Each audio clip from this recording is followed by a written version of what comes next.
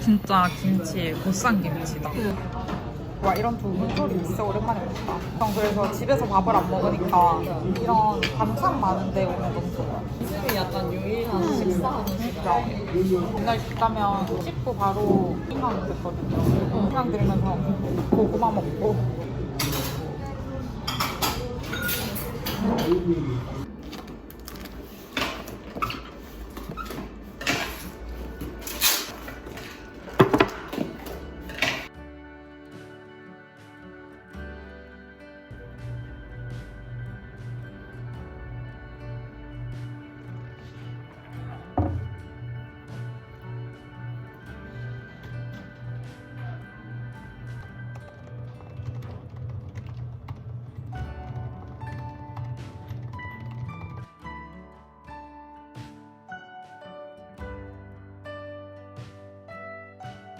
저는 스터디 카페 갔다가 집에 왔거든요.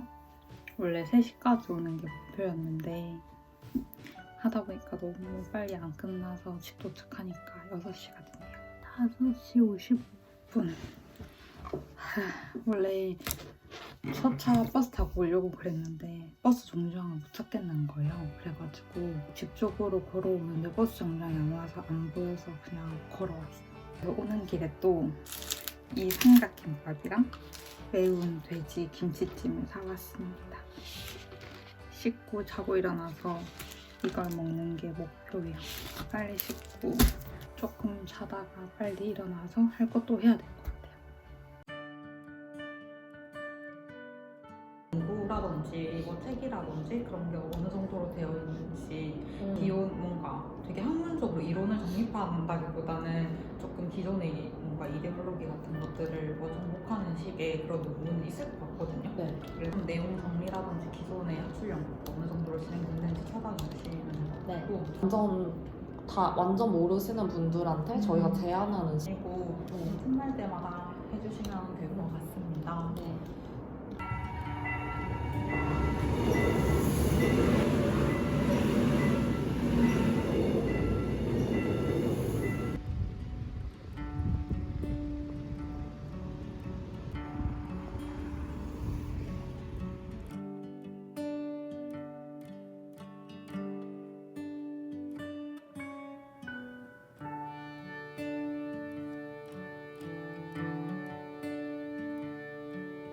오늘은 수요일이고 지금 집에 도착하니까 8시가 조금 안 된 시간이네요.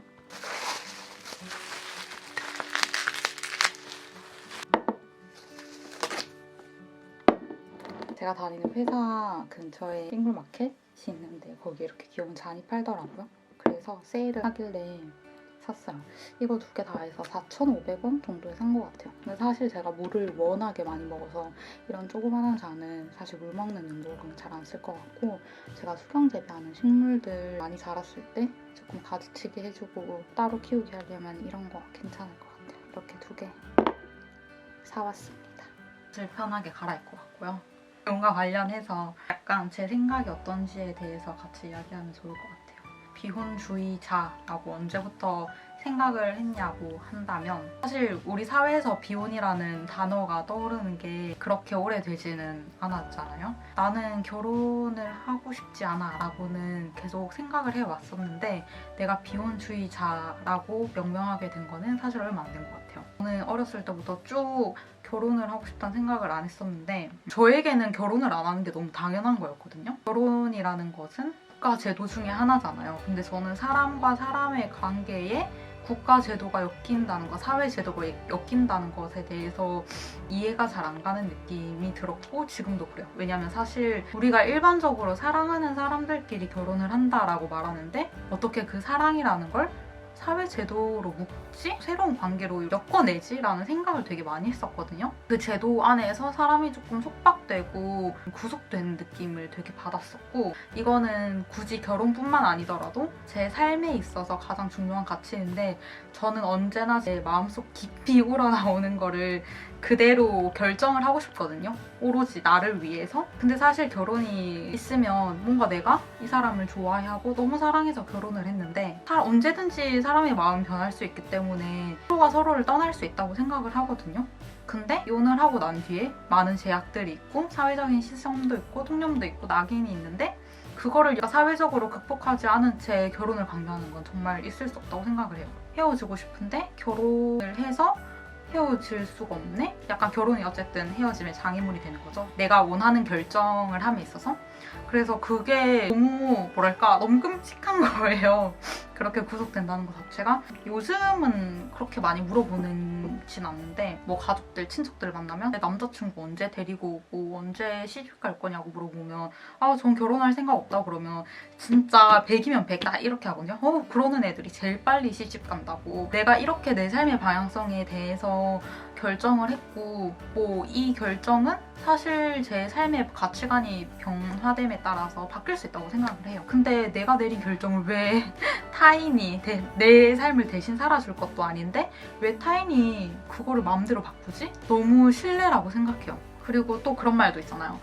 와, 그러면 진짜 살기 외롭겠다. 혼자 살면 되게 외롭다던데? 이런 말들 되게 많이 하잖아요. 근데 비혼을 하는 것 이꼴 혼자 사는 건 아니라고 생각해요. 비혼을 하더라도 되게 다양한 삶이 있고, 뭐 친구랑 살거나 그냥 뭐 하우스메이트를 찾아서 살거나 되게 다양한 방식으로 살 수 있다고 생각을 하거든요. 근데 비혼을 하는 것이 무조건 혼자 독신으로 산다는 개념으로 치환되는 건 되게 그 비혼의 의미를 축소시키는 거라고 생각을 해요. 비혼 안에서도 굉장히 다양한 삶의 형태가 있기 때문에 내가 다른 사람이랑 함께 산다고 해서 그 외로움이 해소되지는 않는 것 같아요. 사실 이거는 연애 관계에도 좀 적용이 되는 문제인 것 같은데, 저는 비혼주의자이지만 너 비연애? 라고 물어보면 사실 잘 모르겠어요. 많은 것을 함께 공유하고 감정을 나누는 것 자체에 대해서 할 수 있는 사람이 나타나면 그렇게 하고 싶은 마음도 들고, 그렇지만 과연 현실에서 찾을 수 있을까? 언제든지 사람이 나타나고 좋아하고 사랑하는 감정이 느끼면 연애할 수 있다고 생각을 해요. 저는 지금 나는 외롭다라고 정의 내리지 않거든요. 오히려 저는 연애할 때 되게 외로움을 많이 느꼈던 것 같아요. 연애를 하면 어쩔 수 없이 상대방에게 원하는 상을 기대하게 되고, 어쩌면 상대방이 느끼기에는 그걸 강요할 수 있다고 생각을 하는데, 사실 좋자고 하는 연애인데 서운함을 느끼고 어쩔 때는 뭐 체념을 느끼고 이러는 것 자체가 뭐 연애를 하면 어쩔 수 없이 느끼는 감정일 수도 있겠지만, 저는 그런 게 싫어서 사실 연애를 하기 싫거든요. 상대방한테 내가 너무 많이 의지하고 기대는 모습을 본다라고 하면 저는 그때부터 약간 경계하게 되는 것 같아요. 그 관계 자체를. 왜냐면 그 상대방이 떠나면 제 자신이 무너질 수 있다는 생각을 하기 때문에 그런 관계는 어떠한 인간관계에서든 절대 만들지 않으려고 노력하고 있습니다. 혹시 연애를 안 하면 내가 느낄 필요가 없잖아요. 그런 감정들을. 그래서 딱히 별로. 그렇다고 지금 내가 혼자 이렇게 집에 사는 삶이 행복하냐? 아니면 뭐 외롭지 않냐라고 물으면 행복할 때도 있고 행복하지 않을 때도 있고 외로울 때도 있고 외롭지 않을 때도 있어요. 근데 그게 내가 다른 사람이랑 사귀지 않아서 혹은 결혼을 하지 않아서 외롭고 행복하지 않고가 아니라 그냥 제 일상 속에 그런 감정이 드는 거죠. 근데 그거는 사실 다른 사람은 그 외로움을 곁에 누가 없어서라고 생각하는데 그건 맞지 않다고 생각해요. 우리가 정말 잘 사는 비혼 여성의 삶을 미디어를 통해, 매스컴을 통해 본 적이 있는가라고 생각했을 때 저는 딱 떠오르는 누군가가 사실 없더라고요. 분명히 있겠지만 뭐 드라마나 영화 같은 것도 보더라도 뭔가 예전에는 아예 비혼, 뭐 혼자 살 거야, 독신 이런 것도 안 나왔지만 요즘에는 그래도 뜨문뜨문 나오곤 있더라고요. 근데 항상 로맨스 같은 경우 사랑 연애의 서사로 흘러갔기 때문에 혼자 살고 혼자 사는 게 너무 좋은 그런 서사로 흘러가다가 갑자기 운명의 상대를 만나 사랑에 빠지고 결혼을 하더라고요. 그래서 약간 그걸 보면서 에? 왜 혼자서도 잘 살 수 있는 사람을 왜 굳이? 그래서 사실 미디어에서 보여주는 얘도 혼자를 책임지고 잘 먹고 잘 사는 비혼 여성의 모습을 그려내지 않는 것도 저는 하나의 큰 문제라고 생각해요. 그렇기 때문에 뭐 당연히 사회제도라는 건 말할 것도 없죠. 신혼부부만을 위한 제도 같은 것들도 많고 거기에서 이제 비혼 여성 혹은 비혼 남성은 쏙 빠지게 되는 거죠. 조금 비혼을 생각하면 감정적 허기 같은 것도 있을 수 있지만 지속 가능성이 가장 크다고 생각을 해요. 어떻게든 사람이 먹고 살아야 될 거 아니에요. 집을 가지고 나 혼자서 나를 책임질 수 있는 데는 언제든지 그 사회적인 기반이 필요하고 그 제도적인 것들. 우리는 여성 혼자 살면 안전에 대한 것조차도 보장받지 못하고 있는데 여성 혼자 돈 잘 벌고 잘 먹고 잘 살아? 다양한 가족 구성원을 생각하에서 제도를 좀 만들어야 할 필요성을 저는 느끼고 있다고 생각을 해요. 그래서 전 돈을 정말 많이 벌고 싶거든요. 근데 사실 누구나 다 그렇잖아요. 무언가를 선택함에 있어서 돈이 가장 큰 이유가 아니었으면 좋겠어요. 저는 언젠가는 돈에 구애받지 않고 내가 원하는 것을 하고 내가 원하는 것을 사는 사람이 되고 싶어요. 근데 생각해보면 사실 돈으로 무언가를 획득하는 게 저는 가장 간편하다고 생각하거든요. 저는 또 효율성을 아주 중요하게 생각하기 때문에 돈 관리를 어떻게 해야 할까요? 제가 지금 돈 관리를 열심히 하고 있다, 잘하고 있다, 재테크를 잘하는 사람이 아니라서 뭔가를 잘 말씀드리기가 힘든데 일단 저는 월급이 들어오면 급여 월복리 적금 있거든요. 거기에서 먼저 한번 적금을 보내고 제가 짬짬이 이율이 높은 적금을 개설을 해둔 게 있어요. 그게 2개를 개설을 해뒀는데 그것도 이렇게 적금이 이렇게 송송송 나가고 그러면 남은 돈은 비상금으로 묶어둡니다. 일단은 그거를 차곡차곡 모아서 저희 엄마께 재테크 명목으로 돈을 보내드립니다. 그럼 엄마가 그걸 재테크를 통해서 좀 잘 불려주시죠. 아 근데 사실 이건 너무 개인적인 일이라 사람마다 좀 다를 수 있잖아요. 일단 재테크 같은 관련된 거는 저는 저희 엄마께서 아직 해주시고 근데 이것도 제가 얼른 제 개인적으로 재테크를 좀 공부해서 돈을 좀 불려야겠다는 생각을 해요. 그 나머지는 생활비? 일단 저는 월세가 나가지 않는 전세에 살고 있습니다.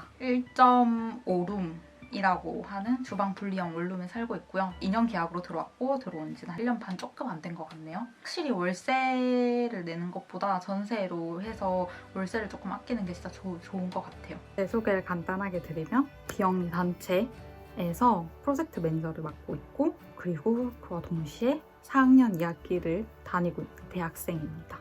지금 복학해서 회사를 다니면서 학교도 같이 다니고 있어요.